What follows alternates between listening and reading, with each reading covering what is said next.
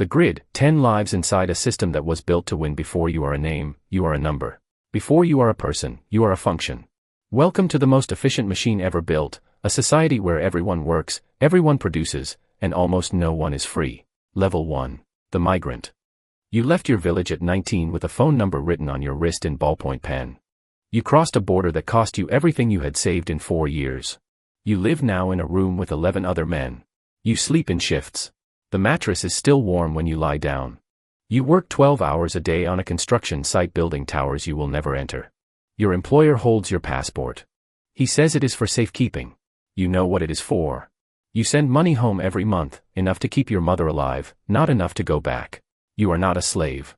Nobody calls it that. There is no word for what you are, so nobody says anything at all. Level 2. The factory worker. Your hands know the motion before your brain does. 6,000 units per shift. The machine does not pause. Neither do you. There is a motivational poster on the wall above the assembly line.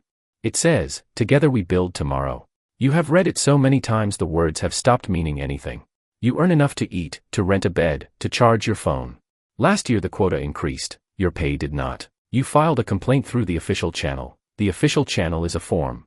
The form goes into a box. The box goes somewhere no one can tell you. You are not angry anymore. Anger takes energy you do not have. Level 3. The teacher. You wanted to change lives. That is what you told them in the interview, and you meant it. Now you manage 34 children in a room designed for 20, with textbooks published before half of them were born. You spend your evenings grading. You spend your weekends planning. You spend your summers in unpaid professional development. You are told you are a hero. Heroes do not ask for raises. Heroes do not go on strike. When you tried to explain the funding gap to a journalist last spring, your principal called you into his office and closed the door. Nothing was said directly. Everything was understood completely. You still love the children. You have learned to love nothing else about the job. Level 4. The police officer. You joined because you believed in something. You still believe in it, you just have trouble remembering exactly what it was. You work a precinct where the budget was cut 3 years ago and the crime rate was not. You fill out forms for incidents that no one will investigate. You write reports that no one will read. You respond to calls in neighborhoods your superiors have already written off. When something goes wrong, and something always goes wrong, the full weight of the institution lands on you. Not on the policy. Not on the budget. On you. You are the face the public sees. You are the shield between them and the consequences of decisions made in rooms you will never enter. Level 5. The journalist. You know things. That is the most dangerous sentence in any language. You know about the contract that wasn't competitive. About the inspector who signed off without inspecting. About the fund that exists on paper and nowhere else. You have the documents. You have a source willing to go on record. You have everything you need except a publication willing to run it. The first editor said it needed more corroboration.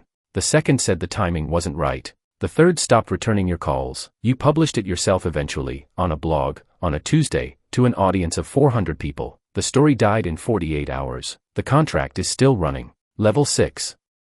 The lawyer. You work for a firm that represents the companies your childhood self would have protested against. You tell yourself it is complicated, and it is, it genuinely is.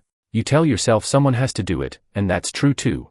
You are very good at finding the space between what is illegal and what is wrong. The space is larger than most people imagine. Your clients pay you to know exactly how large it is. Some nights you pour a drink and sit with the feeling for a while. Then you go to sleep, because tomorrow there is another filing and it will not right itself. You have a mortgage. You have children. You have a very specific idea of what your life is supposed to look like, and you are running out of time to achieve it. Level 7. The executive. The quarterly numbers are good. They are always good by the time they reach you, because the people below you know what happens when they aren't. You make decisions at altitude, strategy, positioning, narrative. The human detail is handled elsewhere. When a restructuring was necessary last year, HR managed the process. You approved the framework. You did not attend the meetings where people were told. You are not cruel. You are efficient, which in certain contexts produces the same outcome. You genuinely believe the company creates value. You have spreadsheets that prove it. The spreadsheets do not have a column for the things they don't count. Level 8. The politician. You ran because you were angry. You won because enough people were angry at the same things. Then you arrived and found out how it works, the committees, the caucuses, the donors who return your calls and the ones who stop. You have passed 3 bills in 6 years.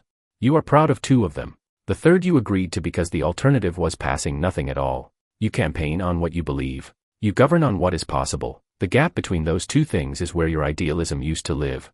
You still give the same speech you gave the first time. Some mornings you still feel it. Most mornings you are just trying to survive the schedule. Level 9. The billionaire. You are not happy. You were surprised to discover this, not because you expected wealth to solve everything, but because you had assumed it would solve more. You have homes you don't visit. You have relationships measured in NDAs. You give to causes that allow you to feel, briefly, like a person who is solving the problem rather than a person who is the problem. The money is not the point anymore. It hasn't been for years. The point is the number, watching it grow, needing it to grow, afraid of what it means if it stops. You are a prisoner of your own portfolio. No one will say this to your face. No one around you is paid to say difficult things to your face. This is the one luxury you cannot afford and do not know how to buy. Level 10. No one is at the top. There is no top. That is the secret the system keeps most carefully. There are men and women in rooms who believe they are deciding. They are managing. There are forces, markets, algorithms, incentives, inertia, that decided long ago how things would go, and the humans at the levers are mostly along for the ride, making small adjustments, calling it leadership. The farmer at the bottom and the chairman at the top are both inside the machine. The machine does not have an off switch. The machine does not have an owner. The machine has momentum. Somewhere right now a child is being born. The hospital will record it. The algorithm will begin. The system will start assigning zip code, credit score, school district, opportunity. The child knows nothing yet. The child has no idea what is coming. Neither did any of us.